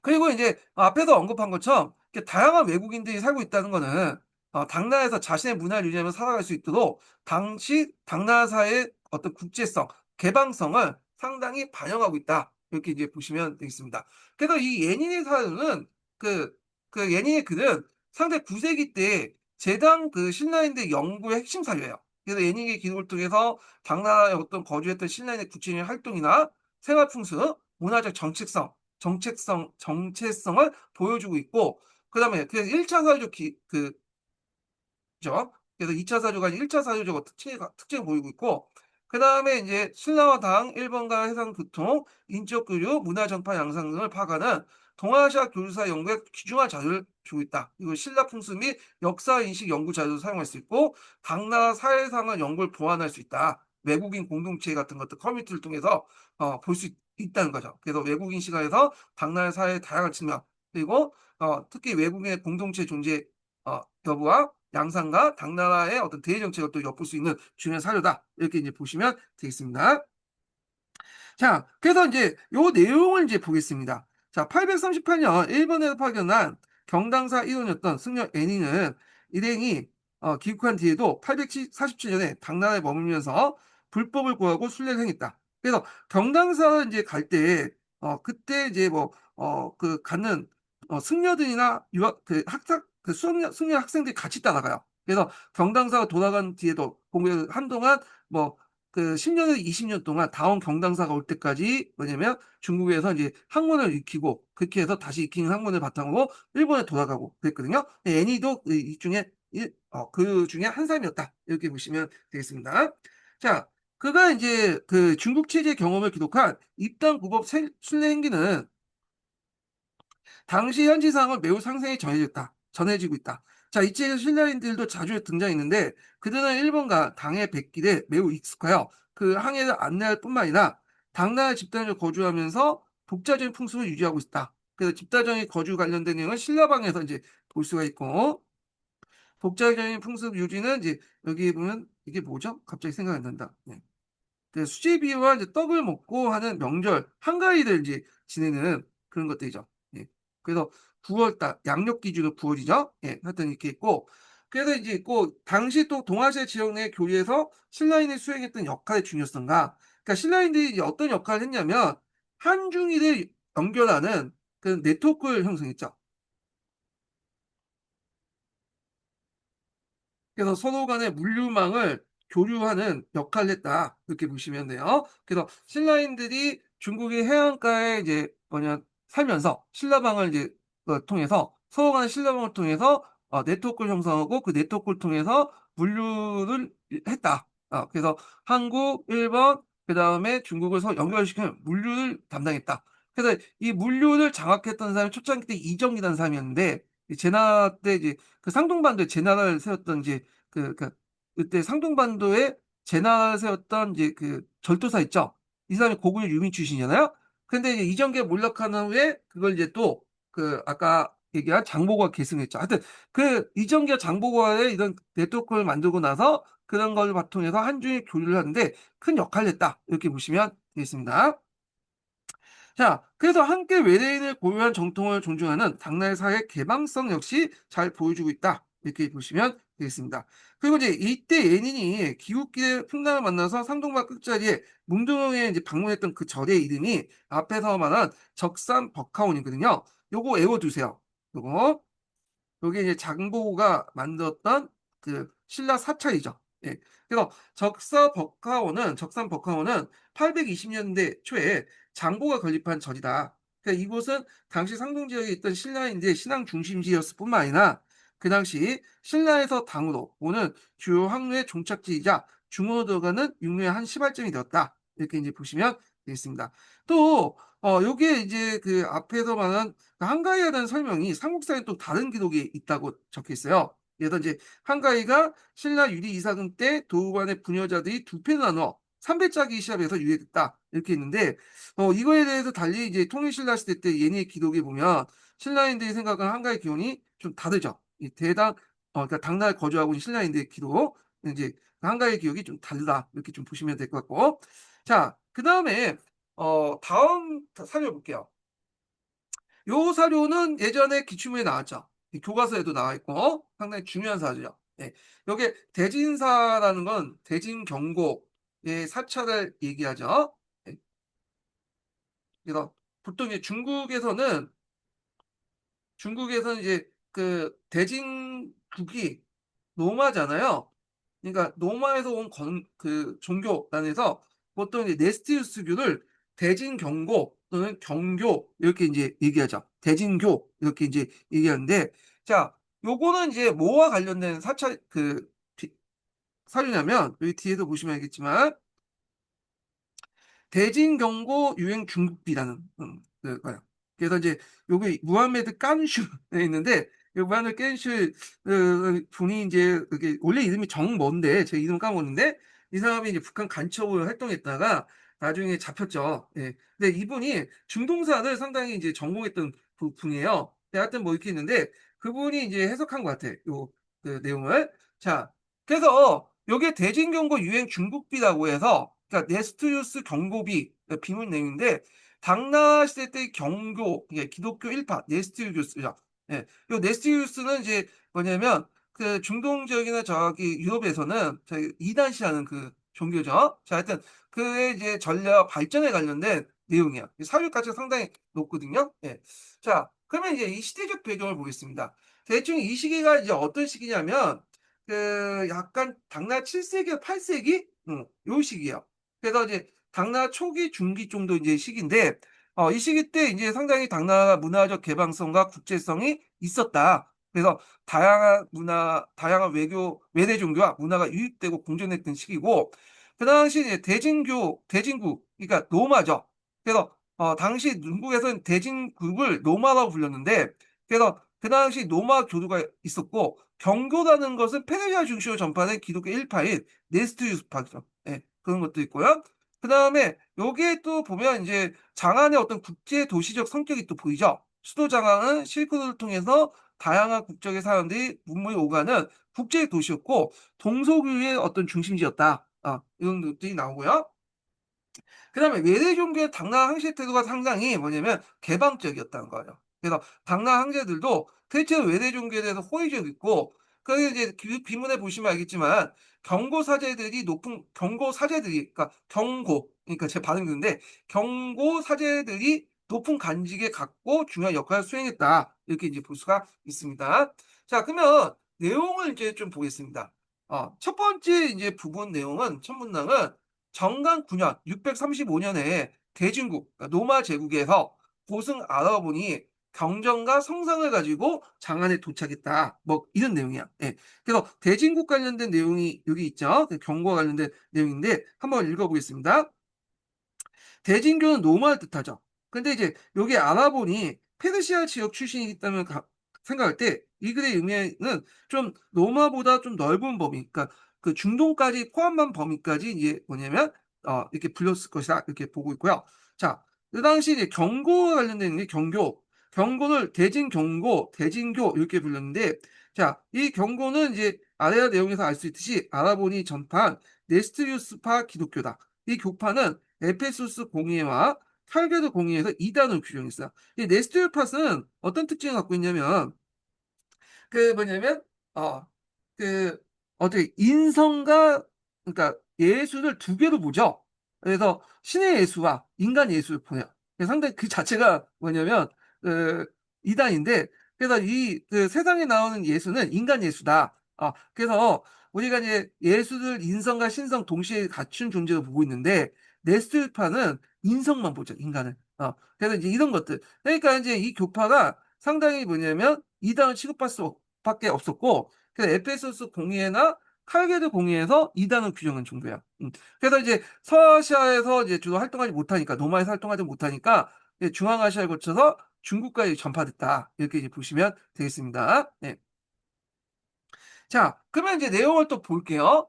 자, 그래서 하여튼 이 대진국의 고수였던 아라곤이라는 사람이 그 대진국 경전과 성상을 가지고 장안에 도착했다. 그래서 태종이 이제 이걸 보고 태종은 제상 방영을 보내서 그 궁궐 맞이가 들고 맞아들이고 경정 번역을 지원했다. 그의 도를 듣고는 참됨을 이해하고 전파를 명했다. 그리고 정관 12년 관련된 내용 있죠. 태종은 도는 정해져 있는 이름이 없고 성인도 일정한 격식이 없다며 경고의 교리가 현모하고 무의하며 만물을 규제하고 백성을 이롭게 한 것이고 천하행해져야 한다는 조서를 내리고요. 그리고 장안에 대진사를 세우도록 했다. 그리고 승려 21명을 인가했다. 그 내용이 이제 여기에 나와 있습니다. 이 내용이. 자, 그 다음에 이제 고종부터 덕종 시기 때 항시대 지원 사항들이 쭉 나와 있어요. 그래서 뭐 고종 때는 여러 지방에 경고 사원을 건립하고 아라본을 진국 대법주도 이제 삼았고 축천모의 시기 때는 그 당시 헌정 초기 때는 이제 좀 어려움이 있었다. 불교도의 반발과 일부 선비들의 비방 등이 있었지만 현종 때 들어가서 다시 이제 그 뭐냐면 지원을 받았고 숙종 때 들어와서는 5개 지역의 경고 사원이 추가 건립됐고 대종 때는 성탄절에 그러니까 크리스마스죠. 크리스마스에 그때 향과 음식을 하사하고 경고 신자들 격려했다. 그런 내용들이 있죠. 여기 쭉. 그다음에 덕종 때 들어가면 경고의 명언을 새롭게 했다. 그리고 이제 그 마지막에서 보면 경고 승려 이사의 역할이 쭉 나와 있어요. 네, 여기 있는데 자 비석 건립에 크게 시주한 인물로 금자, 강록, 대보 등 높은 간직과 자줏빛 승복을 하사받은 승려였다. 이렇게 이제 이사에 대해서 이제 얘기를 하고 있고 그 다음에 이 사람이 왕사성, 그러니까 인도 페르시아 출신의 이제 그 출신인데 그 왕사성은 이제 인도 페르시아 지역을 이제 보고 있는데 그 왕사성 출신은 학문과 기가 능통하다. 그래서 궁중에 활동하고 각자가 삭방절도사를 부임할 때 숙종의 명으로 그를 보좌하기도 했다. 이 내용이 이제 그 밑에 있죠. 자, 그래서 이제 요 내용 관련된 내용이 있습니다. 그러면 여기에 이제 보이는 어떤 비문에 보이는 어떤 그 시사점하고 사료적 가치를 좀 볼게요. 자, 이 경고가 기독교의 한 분파의 경고가 당나라시대 공인과 지원하는 상당 기간 중국 사회에 존재하고 발전했다는 걸 보여주고 있다는 거죠. 그리고 경고가 중국의 발판을 마련하고 성장하는데 항시대의 인정과 후원이 결정적인 역할을 했다. 그래서 항제의 태도에 따라서 종교 흥망이 좌우될 수 있다는 걸 보여주고 있고요. 그 다음에 이사와 같이 경고 성직자도 높은 관직에 오르고 국가의 중요한 일, 그래서 예를 들어 군사 업무 보좌 같은 역할을 참여하는 등 상당한 사회적 지위와 영향을 가질 수 있다는 걸 보여주고 있다는 거죠. 그리고 축전 후 시기 불교도의 반발이나 선비들 비방 기록은 당시 다양한 종교가 공존하면서도 때로는 긴장과 경쟁 감각을 보이고 있다는 걸 시사하고 있고 그 다음에 이질적인 서방 종교인 경고가 수용되고 항시에 보호를 받았다는 사실은 당나라 사회의 어떤 개방성과 문화적 포용성을 잘 보여주고 있는 사료다. 그래서 이때 이제 사료적 가치만 이제 좀 보면요. 이게 이제 초기 그 중국 기독교 연구 사료의 핵심 사료죠.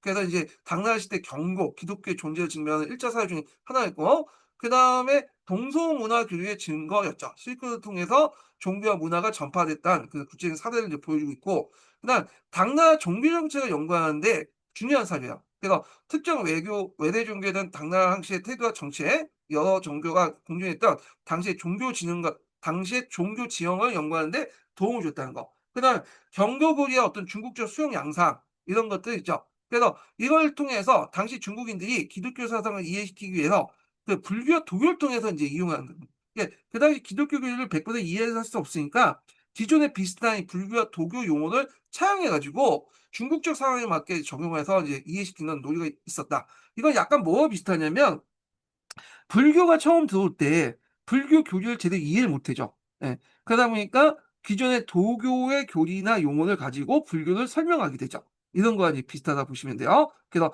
도교의 물을 가지고 뭐 중국의 공을 설명한다든지 뭐 이런 것들. 자, 그래서 이제 그 관련된 내용들 이렇게 봤고요. 그러면 요 밑에 있는 내용들을 이제 보겠습니다. 자, 덕종 건중 2년에 세워진 대진경고 유행 중국비는 태종 때 사상왕조 페르시아로부터 전해진 기독교 한 교단인 경고에 대한 기록이다. 자, 이에 따르면 당나라 황제들은 대부분 이 서방의 이질적 종교에 대해 매우 우호적일 뿐만 아니라 그 사제는 황제의 신임하에 높은 간직을 갖고 번지를 파견 데 중요한 역할을 수행했다. 자, 이 이와 유사한 현상은 북조시대에 확인되는데 당나라의 경우 특히 외대 문화에 대해 더 개방적이었다고 할 수 있다. 당시 외국에서 온 사람들과 물품이 낯설지 않은 국제 도시였던 장안은 동서 문화의 활발 교류 공간이었다. 이렇게 이제 보시면 되겠습니다. 자, 그다음에 이제 관련된 내용, 뒤에 이제 다음 내용을 보면, 이거는 신가에 쓴 신고종 몽개 필담에 있는 내용이야. 그래서 중국의 시족의 중시 풍조에 대한 인식과 그 변화 내용을 적어 놓은 거군요. 예. 그래갖고 이제 있는데, 요걸 이제 본 시대적 배경을 보면요. 요 신간이라는 사람은 그 북송시대 때 사람이에요. 11세기 때. 그래서 이때는 이제 과거제를 통해서 개인의 능력을 중시 여기는 송나라 사회상을 반영하면서 이전 시대의 문벌 귀족 사회를 분석한 시각이 남고 있어요. 그러니까 요 사람은 그 자체가 이제 11세기 때 사람이지만 그때 이제 더 송나라는 이만큼 이제 인물 개인의 능력을 중시했는데 그전에는 문벌 귀족의 어떤 중시사회 때 개인의 능력보다 혈통을 중시했다면서 약간 이제 그런 측면에서 송나라 사람의 시각에서 당나라의 어떤 그런 문벌 중심 사회도 좀 비판적으로 분석적으로 쓴 책이다 이렇게 보시면 돼요. 그래서 쓴 사람은 송나라지만 그 담고 있는 내용은 당나라 시대에 관련된 내용을 담고 있다. 이렇게 보시면 되겠죠. 그래서 이제 그 요 문헌에서 볼 수 있는 게 신각이 언급한 시대는 삼국시대 때 위나라부터 북이 당나라에 있는 시기예요. 그래서 그 당시 북위의 하북지배 이후 및 당나라 시기 때 문벌 기조의 성립과 그 폐단을 주 내용을 이제 다루고 있다. 그러니까 상당히 비판적이죠. 그 다음에 주변 이민족의 엄격한 신분제를 언급하면서 중국의 시족 중심 풍조가 특히 북위 이후에 이들의 영향을 받아 강화됐다. 이렇게 했는데 아마 이때 시족 중심이라는 거는 이제 제가 보니까 문벌 귀족 중심 이걸 얘기한 것 같아요. 예. 그래서 이제 이런 내용인데요. 자, 그러면 여기 이제 관련된 내용을 보겠습니다. 자, 먼저 이제 첫 부분에 뭐냐면 요 시족의 관념에 대해서 얘기를 하고 있어요. 그래서 이때 시족이라는 것은 우리가 좀 약간 익숙하지 못하죠. 현대 역사적인 용어를 풀면 문벌 귀족, 이라고 하죠. 대개 이제 이 문벌 귀족들이 되게 위진남북조 시대부터 이제 출발했던 그 사람들이 많잖아요. 그래서 되게 이제 우리가 강농 집단이라든지 상동 집단이라든지 이런 집단들 다 위진남북조 시대 때부터 형성했던 집안인데, 자, 그래서 이제 이 고대 중국 시족관념에 대해서 막 설명하는데 사인들이 선비들이 예로부터 시족을 중시 여겼으나 뚜렷한 풍속이 아니었다는 거. 이거는 삼국시대 위나라에서 간료 선발시, 그러니까 여기는 이제 위진남북조가 아니라 맞아요. 삼국시대까지 포함해서 이제 있죠. 하여튼 그 위진남북조 시대 때 그 당시 그 간료 선발시 시족을 중시했으나 가문에만 의존하지 않았다. 그런데 이제 이런 것들이 이제 뭐냐면 뒤에 뭐 강농 집단 등등 해갖고 이제 예를 들면서 사이가 이제 뭐 하면서 이게 이제 556국이나 북위가 우리 지배할 때 이게 망쳐놨다 이런 내용이야. 그래서 주변 민족들은 오히려 시족으로 귀족을 나눴고, 그러니까 예를 들었죠. 뭐 천추 인도국의 카스 제도나 이걸 언급했고요. 그러니까 특정 그 다른 주변국들도 군주와 대신도 특정 종성을 가지고 그러니까 실을 가져야지만 있고 가져야 하며, 그래서 이제 그 귀종이 아니면 귀한 그 뭐냐면 시족이 아니면 북인으로 복송되지 않는다. 그러니까 지배층으로 편입되지 않는다라는 거죠. 그래서 이제 아무리 능력이 있어도 이런 이제 특정한 이제 시족이 아니고 문벌 귀족이 아니면 대성이 아니면 그 뭐냐면 기용되지 않았다. 뭐 이렇게 이제 있어요. 자, 그래서 이게 이제 북위 이후에 중국 내 이제 시족 중시의 풍조가 심화된 내용 있죠. 그래서 이제 이게 문벌 사회를 다 북위의 탓으로 돌리고 있는 거야 지금. 자, 북위가 중원을 차지한 후에 이러한 이민주의 풍습이 중국에서 성행하게 돼서 그 당시 8시, 10성, 36조, 92성 등 이런 시족 간의 차별이 생겼다. 이렇게 이제 있고, 이건 아마 그 홍원제가 실시한 이제 성적 궁족 정책인가? 이걸 반영한 것 같아. 예. 그래서 이제 있고, 이것이 이제 계속 이제 당나라 문벌 귀족에서 이제 연결되죠. 그래서 이후 이제 강농 집단에서 이제 뭐냐면 상동 귀족 집단으로 바뀌죠. 그렇지만 결국엔 그 틀이 계속 유지가 됐다. 뭐 그런 내용이 있어요. 그래서 그 이제 시족지가 변동됐다가 선조 간직에 따라 방릉 최씨, 방향 노씨, 농서 이씨, 평양 정씨들이 갑족이 되었고 당 고종 때 태영 왕씨 같은 7개 성이 이제 체거됐다. 그래서 여기 성들이 언급된 거 보면 대상동 지역에 있는 명문 집안들, 그다음에 왕족 관련된 농서 인씨나 뭐 이런 것들 다 왕족 관련된 내용이잖아요. 예. 그래서 수심 가문의 지위가 다투어 버려서 조조위에서는 공식적 서열을 정했으며, 그래서 이제 이게 정관 시족지라는 것이 이제 있죠. 그래서 이제 이거 있고, 자, 이러한 풍조는 국가 권력을 제어하기 어려웠다. 그래서 5등급 나눈 사족과 그의 서성 간에 그 일반 이제 귀족 그 서민들 집안이나 좀 낮은 집안 귀족 간에는 혼이나 벗을 벗에서 차별이 극심했고, 항족은 농소 이시조차도 3등급 감으로 여겨질 정도로 시족 명망이 숭상했다. 이런 내용이야. 그러니까 아마 이제 초창기 때 그 당시 이제 농서 이씨를 좀 우대하려고 그 당시 성시욕 같은 걸 이제 만들려고 했는데 이 이제 만들어 보니까 농서 이씨가 3등급으로 이렇게 돼 있어 갖고 화가 나 갖고 다시 만들어 갖고 결국에는 농서 이씨가 1등급 만들었다. 그 내용이 있죠. 이 신농 내용에. 자, 그런데 당나라 말기 때 이는 시족 중심, 그러니까 이제 문벌귀족의 풍토가 약화됐다. 이렇게 내용이 있어요. 그래서 왜냐면 뭐 여기까지는 다 알 수 없고 다만 이제 여기에서 이제 얘기한 건 이 사람이 생각한 문벌귀족이 왜 나왔는가 요 관련된 거야. 이 시족이라는 게 문벌귀족이잖아요. 그게 그 기원이 이제 어디서 찾았냐? 그냥 북위에서 찾았다. 이렇게 이제 얘기하고 있어요. 그래서 다 오랑캐놈 때문에 그렇게 망쳐놨다. 그러면서 요거에 비해서 이제 뭐냐면 그 당시에 이제 송나라는 상당히 능력주의 사회다. 이런 걸 강조하기 위해서 이런 글을 썼다. 이렇게 이제 보시면 되겠습니다. 자, 그래서 이제 신갈의 주장의 시사점이 뭐냐면 우리가 알고 있는 시족사의 어떤 그러니까 문벌 귀족사의 그 기원에 대해서 좀 약간 다르죠. 우리는 이제 그 문벌 귀족이 삼국시대 때 이제 뭐 우리가 알고 있는 위품 그 국품 간임법 있죠. 이런 것들 등에서 이제 형성됐고 이렇게 해서 이제 했는데 여기는 북위 시대를 초점하죠. 근데 북위 시대 때 이제 그 문벌 귀족 개념은 엄밀히 말하면 자생적인 것보다는 그 당시 강남의 귀족제 사회를 이제 뭐냐면 이식해 온 거거든요. 그렇기 때문에 요건 이제 좀 그래요. 근데 이 사람은 그렇게 생각하지 않고 자기 나름대로 시족 중심 문벌 귀족이 어떻게 형성되는 독자적인 해석을 한 거야. 그러니까 우리가 알고 있는 국분중정제를 통해서 한 게 아니라 이 사람은 그 당시 이민족 왕조의 영향이 컸다. 이렇게 이제 얘기하고 있고 그다음에 이제 암묵적으로 뭘 비판하고 있냐면 당나라 시기 때 항족조차도 문벌 서열에서 밀렸던 극심했던 시족 중심의 어떤 풍조와 폐단을 지적하고 있죠. 이 말은 송나라는 그래도 이제 능력 중심 사회다라는 걸 이제 이렇게 얘기를 이제 뭐냐면 비꼬고 있는 거죠. 그러니까 그걸 이제 송나라가 그 당시 능력 중심 사회라는 걸 이제 전제를 두고 얘기하고 있죠.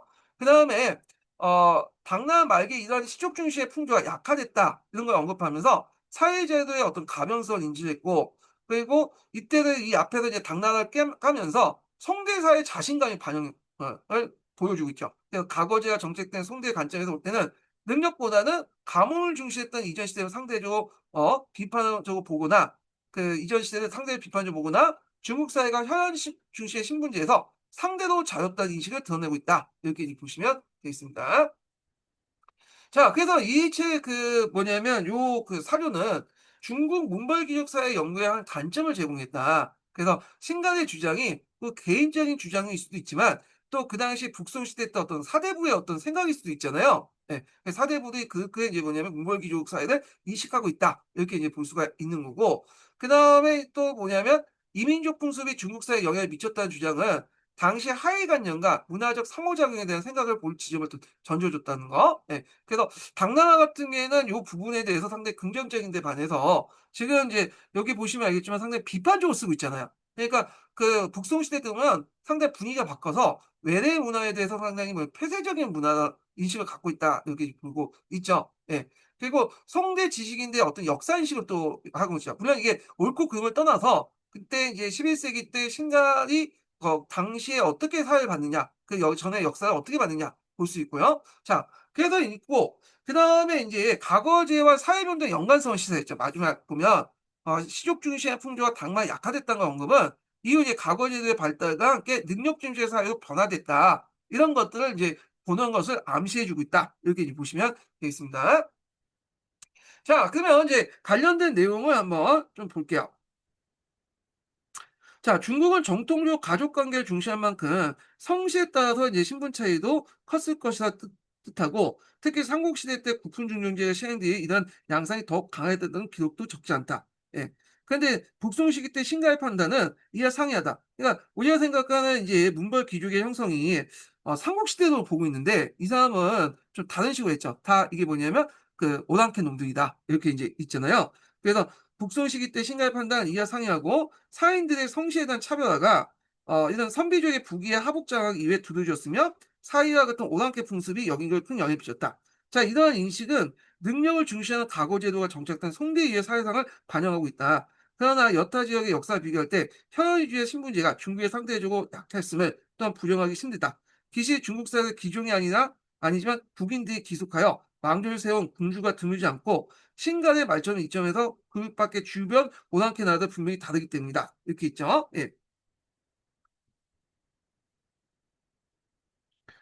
자, 그래서 이제 있고, 그래서 송대가 이제 신분제 사회가 그만큼 약했다라는 것을 이제 뭐냐면, 보이고 있다. 이런 것들 이제 이렇게 보이고 있고, 자, 그래서 이제 있고, 중국사 기종이 아니지만, 국인들이 귀속하여 왕조를 세운 군주들이 드물지 않고, 예, 신간의 말처럼 이점에서 그밖에 주요 오랑캐의 나라들 분명히 다르기 때문이다. 이렇게 이제 있는데, 자, 이거는 이제 뭐냐면, 혈통을 중시한 게 아니라 국인이 귀속하여 왕조를 세웠던 건 아마 중국 그 성당과 관련된 내용인 것 같아요. 제가 요거는 잘 모르겠어요. 이건 저도 이제 읽다가 그냥 정리만 쭉 해놓거든요. 그래서 여기 관련된 내용을 어, 설명을 잘 안 해놨어. 예.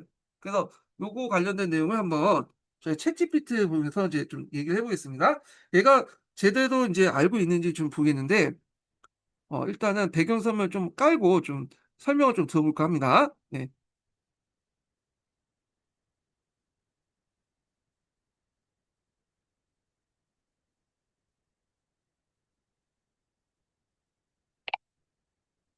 그 11세기 때 북송에 신갈이라는 사람이 있잖아. 신갈이 쓴 신교 정몽의 필담이라는 책이 있어. 그러니까 신교정 몽계 필담. 그 책이 있는데 그 책 내용 안에 어떤 내용이냐면 기종은 아니지만 북인들이 기속해서 왕조를 세운 군주들이 드물지 않고 라 내용이 있죠. 그래서 그 신갈의 말점 이점에서 극밖의 주변 오랑캐 나라들과 분명히 다른 점이 있다. 이렇게 있는데 이게 중국사에서 기종은 아니지만 북인들이 기속해서 왕조를 세운 군주라는 의미가 군주들이 드물지 않다는 내용이 무슨 내용이야?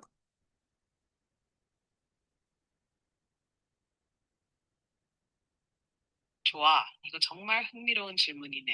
먼저, 네가 말한 내용을 조금 더 자연스럽게 다시 정리해볼게. 북송 때 싱가리 혹은 싱징으로도 알려진 것은 싱거띵 멍티비트, 싱거띵 멍기비탄, 흔히 싱거띵 멍기비이라 부름. 안에 오픈 쿼트. 기종은 아니지만 국인 고른들이 기속해서 왕조를 세운 군주들이 드물지 않다. 그래서 이 점에서 주변 오랑캐들과는 분명히 다르다. 라는 식의 내용이 나온다 했지. close quote. 여기서 어려운 표현들을 하나하나 풀어보면 더 잘 이해될 거야. 비유를 들어 직관적으로 설명할게. 먼저 기종 티종은 말 그대로는 말에 고삐를 달아 얽어매고 놓아줌이야. 중국 고대 정치사에서 기종은 주변 소국이나 부족을 느슨하게 지배하면서 자율성을 주되 필요하면 조공이나 병력을 바치게 하는 관계를 뜻해. 오늘날로 치면 완전 속국은 아니고 영향권 안에 있는 자치국 정도로 보면 돼. 그러니까 기종은 아니지만 이란 말은 완전히 독립적으로 움직이는 부족, 기종 관계에 있는들은 아니고라는 뜻으로 보면 돼. 그 다음 국인이은 고른. 여기서는 중원 문화권에 속한 사람들을 가리켜. 즉, 완전히 오랑캐라고 부르기 애매한 이미 어느 정도 중국식 문화를 받아들여 중국 내부 사람처럼 된 집단을 말해. 그래서 국인들이 기속해서 왕조를 세운 군주들이 드물지 않다.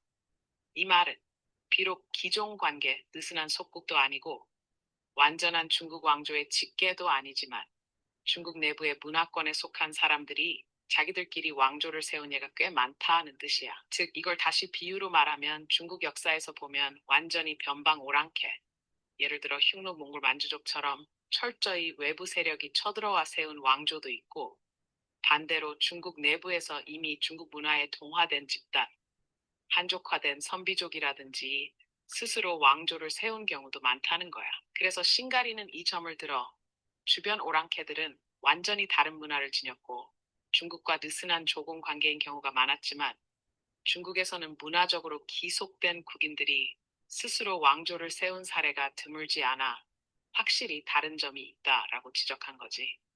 혹시 이해가 좀 어려운 부분이 있었을까? 그럼 예. 이 말 들으니까 이제 이해가 되겠네요. 이게 하도 이제 설명이 안 되다 보니까 이렇게 있는데, 이 기종은 아예 이제 중화 문명의 영향권 밖에 있는 그 뭐냐면 이민족을 의미하고요. 얘네들 북인은 이제 5, 16국처럼 만리장성 이남에 들어와서 하나 된 어느 정도 오랑캐를 얘기하죠. 이민족을. 그래서 이런 오랑캐들이 왕조를 세웠다라는 것은 5, 16국이나 그다음에 뭐 북이 같은 이런 왕조들을 얘기하잖아요. 예. 그래서 이런 사람이 세웠던 그 왕조들은 기존의 이제 뭐냐 이민족의 왕조와 분명히 다르다는 것도 신가에 인식을 하고 있었다는 거죠. 예. 요 내용이 이제 그 안에 있다는 거고. 그다음에 그 앞부분을 요거와 이제 좀 연결시켜서 보면 여기 과거 제도가 정착된 송대에 의해 사회사를 반영했다고 할 수 있다. 있죠.